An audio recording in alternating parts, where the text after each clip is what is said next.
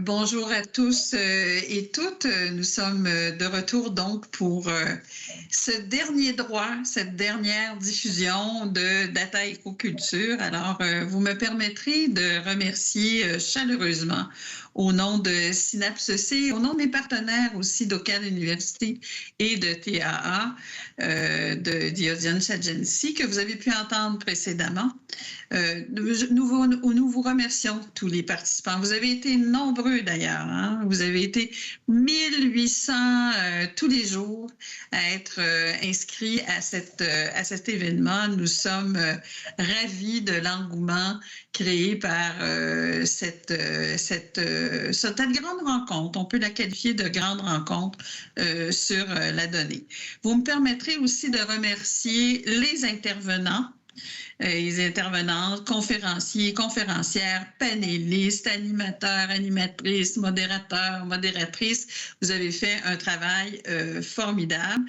Et derrière, arrière-scène, il y avait plus de 55 personnes qui ont vu au bon fonctionnement de cet événement totalement virtuel.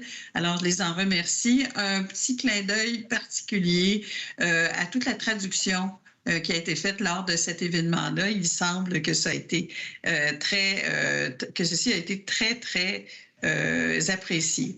Alors, des échanges donc extrêmement fructueux. Nous sommes ravis de ce qui a été dit. Alors, je vous dirais qu'on conclut les 3 jours d'exploration sur les données en culture de façon confiante sur le futur de l'information issue de la donnée et surtout confiant de ce vaste réseau que nous avons créé ensemble pendant ces 3 jours. Alors, ça a été une véritable pépinière d'apprentissage et de connaissances. Hein. Data Écoculture s'est aussi avéré, pour moi en tout cas, être un lieu d'échange important qui va être porteur, nous l'espérons, de vraiment de riches collaborations entre des organisations et des territoires qui ont tout à gagner de collaborer et d'échanger au sein d'un mouvement accéléré à l'utilisation des données en culture. Alors, parlant de territoire, j'aimerais ça vous indiquer que nous avons eu une présence de plusieurs pays. Je me permets de les nommer en rafale. L'Allemagne, l'Australie, le Brésil, le Canada, le Chili, la Chine, le Danemark, l'Espagne, les États-Unis, la France, la Grèce, la Hongrie, l'Inde, Israël, l'Italie, Malte, Maroc, Norvège, Nouvelle-Zélande, Pays-Bas, Pologne, Portugal, Roumanie, Royaume-Uni, Russie, Suède et Uruguay. Alors, on comprend que le virtuel a des vertus. Donc, une de ces vertus, ça a été de permettre la participation de ces gens venus d'ici et d'ailleurs.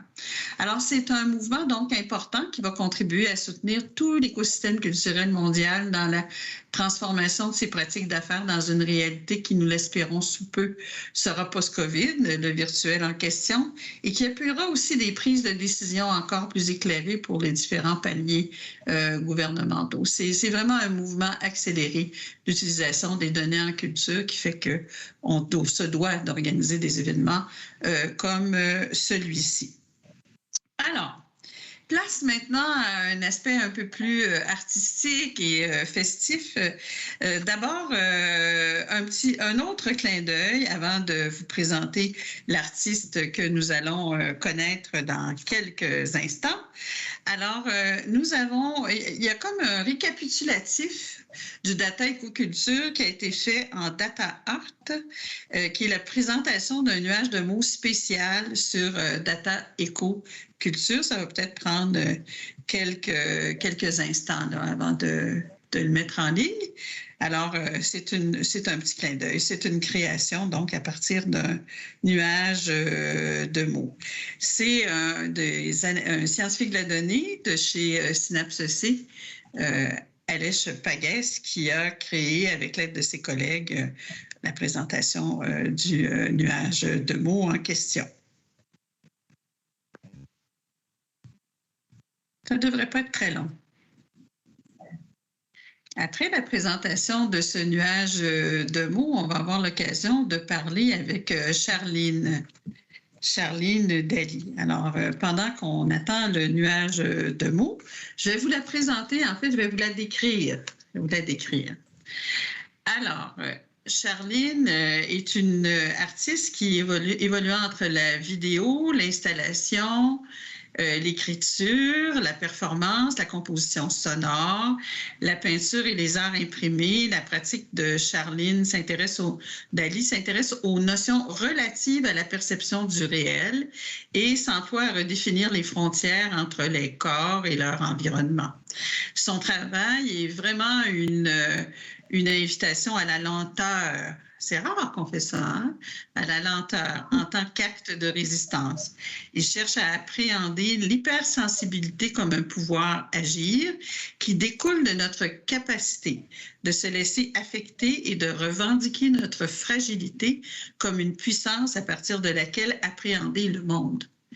À la fois science-fiction et rêverie poétique, ses œuvres ébauchent des espaces où se jouent et se déjouent les identités humaines, biologiques, minérales et technologiques.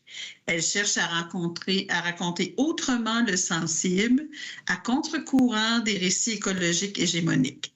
Habitée par le potentiel subversif de la douceur de l'empathie, j'ai bien aimé cette expression-là dans votre biographie. Elle regarde résolument du côté des théories queer et féministes afin d'adoucir les limites du regard pour le faire évoluer au-delà de la surface qui le porte. Charline Dali est une artiste basée entre Paris. Elle est à Paris présentement. Elle nous parle de là et les territoires non cédés de Montréal. Elle a été formée en art visuel à l'UQAM ainsi qu'en auto-hypnose comme outil créatif à la Gaîté lyrique à Paris. Son travail a été présenté au Museum of Contemporary Art à Toronto, à la Place des Arts à Montréal, à MUTEC, Montréal et Buenos Aires et Barcelone, Eastern Bloc Montréal, même Bilbao, Noviembre Electrónico à Buenos Aires et prochainement au Festival de la Poésie Montréal, au Percé et le Percé et aux abattoirs Frac-Occitanie-Toulouse. Elle a réalisé des résidences artistiques à Signal Culture, à New York, au Somerset House Studios Londres et à la SAT, Société des arts technologiques de Montréal.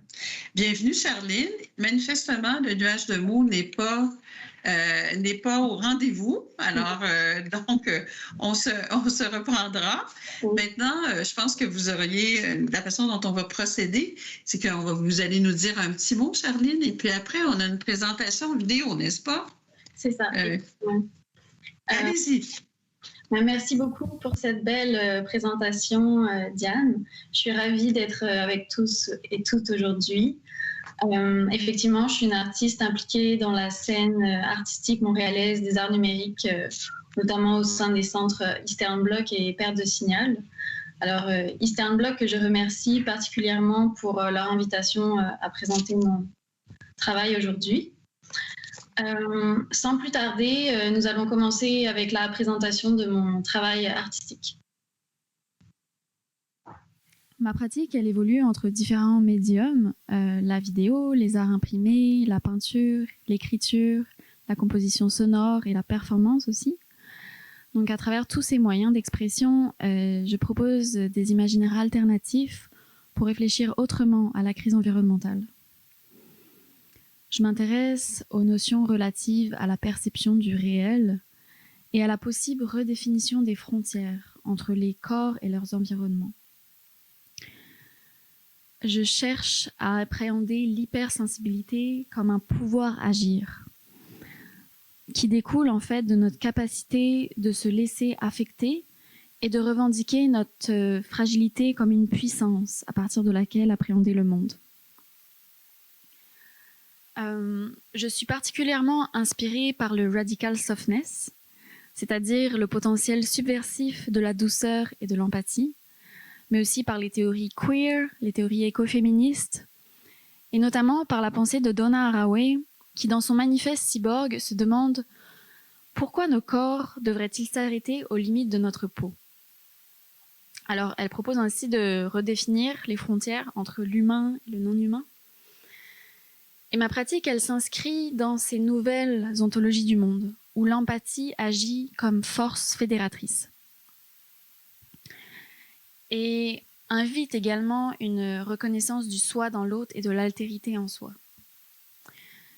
Ma pratique, elle se décline à travers un lexique de formes fluides, d'empreintes, de lumière. Alors, je vais maintenant vous présenter quelques récents projets, en commençant par Fossiles possibles. C'est une œuvre vidéo réalisée en 2019 que j'ai eu l'occasion de présenter au Musée d'art contemporain de Toronto. Et en prenant la forme d'une science-fiction poétique, c'est un projet qui met en lumière l'imbrication intime de l'environnement extracorporel à nos expériences intérieures. Alors pour ce projet, j'ai utilisé les techniques de la photogrammétrie et de l'imagerie de synthèse pour aborder les questions de la perception du réel et aussi de la dissolution du soi, la dissolution de l'identité. Je vous propose tout de suite de regarder un extrait. Je me souviens d'une empreinte particulière. Son motif s'apparentait davantage à celui d'un désert. Le relief imprimé dans le sable se creusait de telle sorte qu'il formait des murs dissimulant la lumière à l'horizon. Ces chemins sinueux formaient un labyrinthe étrangement familier. La sécheresse de ce monde faisait grandir l'espoir d'une source. On dit qu'il existe encore des espaces d'eau douce, là, dans les entrailles de la terre. Chaque fois que je m'enfonce dans cette architecture incertaine, une question persiste. Ma perception me donne-t-elle accès au réel ? De quelle réalité parle-t-on ? C'est comme l'intuition soudaine d'être en relation avec un espace illusoire, un espace qui s'effondre et se dérobe sous les yeux à chaque seconde, sans cesse remis en question par la multitude des espaces possibles qui l'interpénètrent.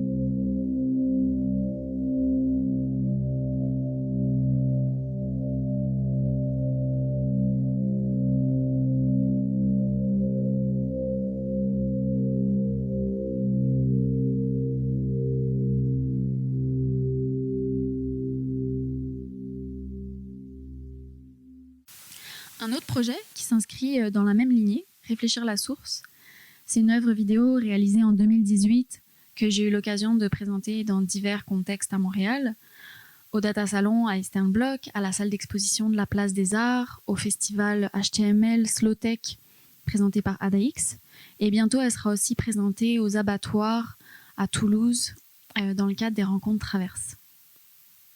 C'est une œuvre qui met en scène un futur où l'eau se fait rare, dans un désert aride qui ne cesse de s'étendre. Et au sein de ce non-lieu, je pars à la recherche d'une source qui est difficilement cernable. C'est une quête à la fois introspective et symbolique, dans laquelle l'essence de l'être et du monde se confondent. Voici un extrait.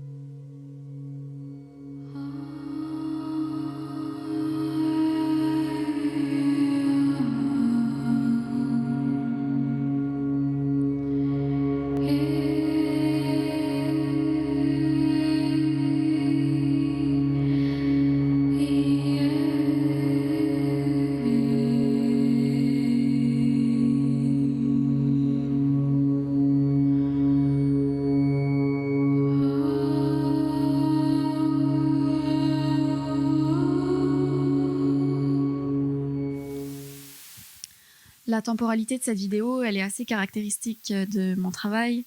On a comme l'impression que le temps est en suspension. Et au sein de mon parcours, en fait, j'ai eu l'occasion de faire plusieurs formations en hypnose et en auto-hypnose comme outil créatif.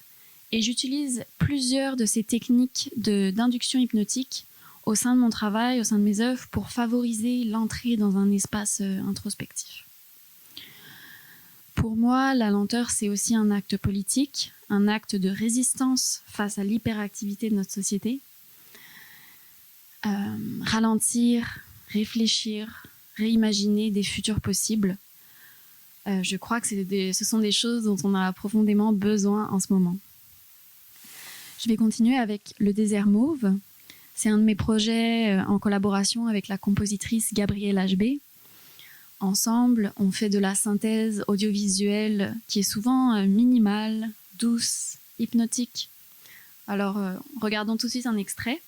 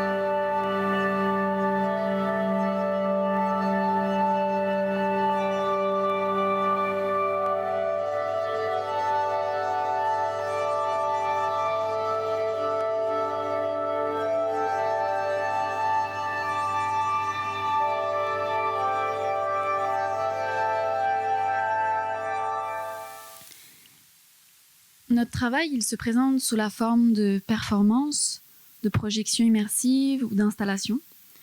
En résumé, notre démarche, elle est guidée par les notions de care, de lenteur, de durabilité. Je dirais que notre mission, c'est d'offrir des espaces où il y a de la place pour l'introspection. Et on aime l'idée de faire perdre la notion du temps. Alors voici des extraits de notre performance Microstar présentée à Mutech à la Place des Arts en septembre dernier.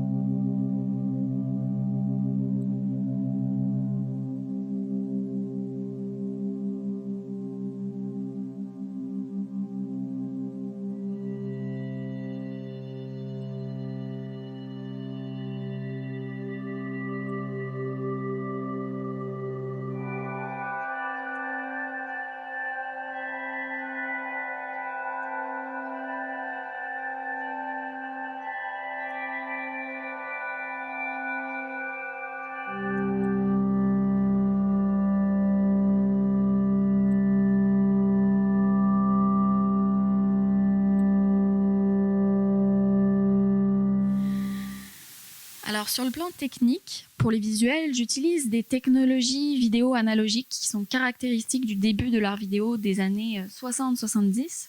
Donc là, je fais référence à des techniques qui sont la synthèse modulaire, le circuit bending et les phénomènes de rétroaction vidéo. Alors je suis particulièrement inspirée par les pratiques pionnières des Vasulka et de Lillian Schwartz pour ce qui touche à la vidéo. Pour l'aspect sonore, on est très inspiré par les compositions d'Eliane Radig. C'est vraiment une grande référence pour nous. Voici un extrait de Silk Ripple. C'est un projet, une œuvre performative qui va être diffusée pour la première fois au festival Suoni per il Popolo en juin.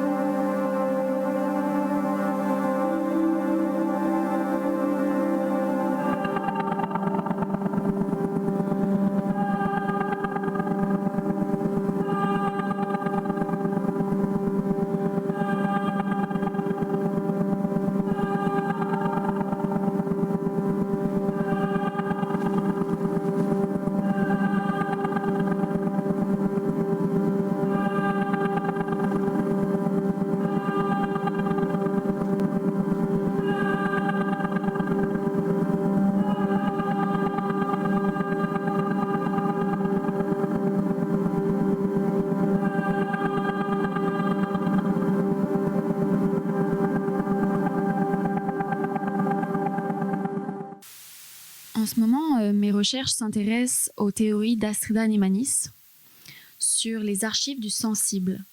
Et elle aborde ces archives en tant que documentation fluide.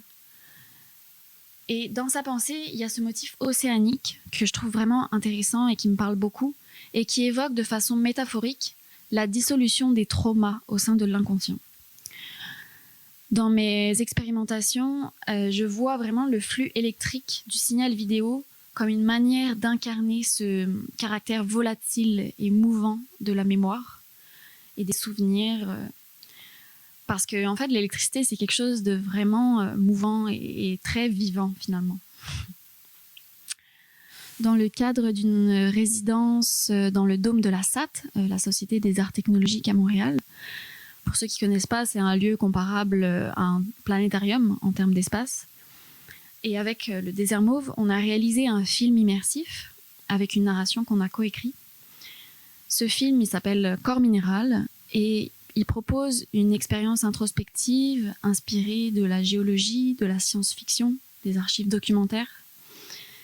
Et le projet aborde les strates de mémoire contenues autant dans la roche que dans nos cellules, comme des éléments qui s'inscrivent dans des cycles allant de la sédimentation au désagrégement.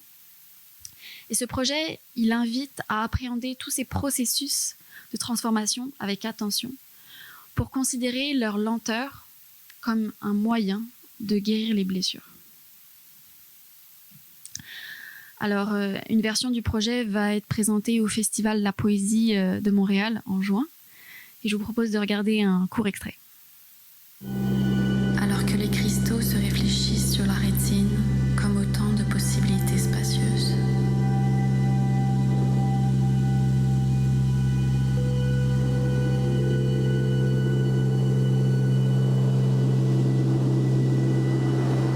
Combien de couleurs il y a peut-être, c'est l'infini, l'impossibilité du calcul. J'observe ma petitesse et la grandeur de l'ensemble avec aveuglement. Il reste plusieurs formes de brûlures sur mes paupières. Je n'ai jamais réussi à ne pas scruter le ciel directement. Ses contours, sa hauteur, ses durées. Combien de choses.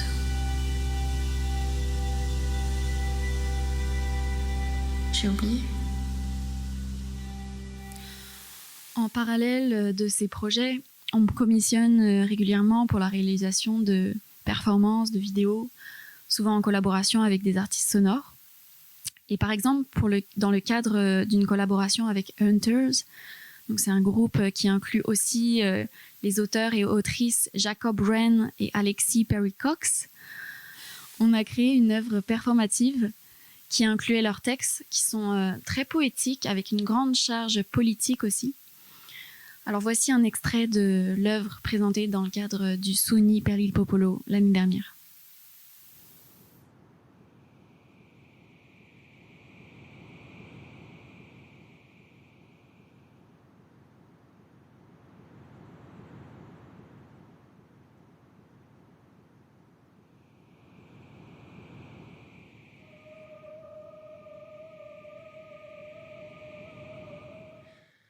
What occurs in the shadow can only be seen from inside the shadow, which means that we only learn about it when the shadow begins to speak. Reinventing the reinvention of the wheel. When nothing is finished, everything is possible.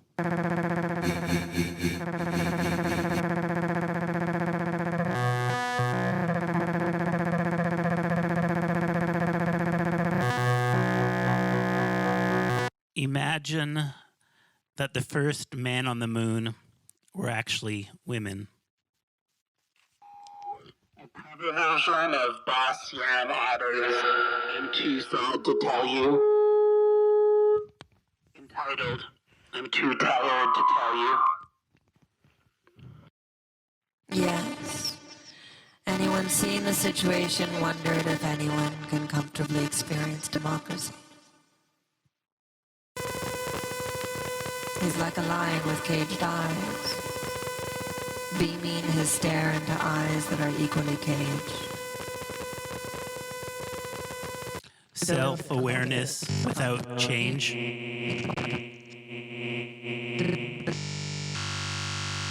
In the right context, singing and dancing can really be some of the most beautiful expressions of resistance. Into the sphere of understanding, to gradually acquire the face of a conscious reality. A reality whose essence is deadened by autopsy, but is not actually dead because it still exists. Trying not to repeat history is a repetition of others who have tried not to repeat history in the past. A good conversation is a conversation in which one might change one's mind. Defund the police. Defund the police. Defund the police. Defund the police. Defund the police.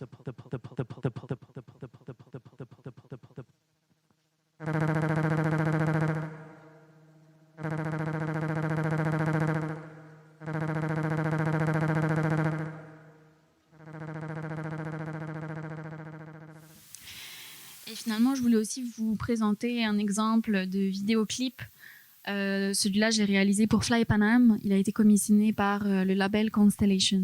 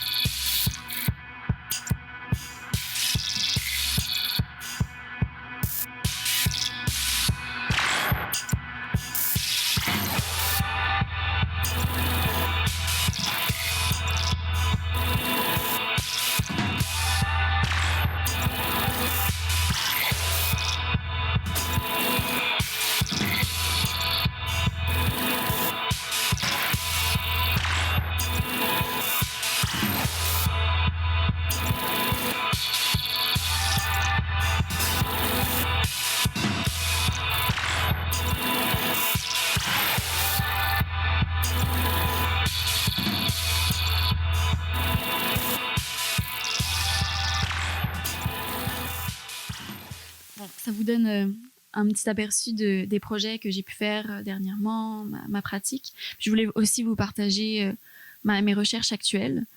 Donc, je développe en ce moment un nouveau projet qui s'appelle « Quelque part sur un astre, les corps », qui est une œuvre en réalité virtuelle. Et ce projet se propose de considérer la crise environnementale à partir de l'étude de très anciens fossiles. Cette œuvre qui va jusqu'à imaginer de nouvelles manières d'être au monde, inspirée par les récits de science-fiction d'Ursula Le Guin, des nouvelles manières d'être au monde qui se manifestent sous la forme de fossiles cyborgs, d'organismes biotechnologiques, de néoplancton ou d'autres espèces un peu ambiguës. Et dans ce projet, je réfléchis à un espace où en fait les identités humaines, biologiques, minérales, technologiques se brouillent et se confondent en fait. Dans l'idée de raconter de manière sensible et de manière autre que les récits écologiques hégémoniques, raconter de manière sensible l'apparition de la vie, pour être en mesure de peut-être mieux envisager les extinctions en cours et à venir.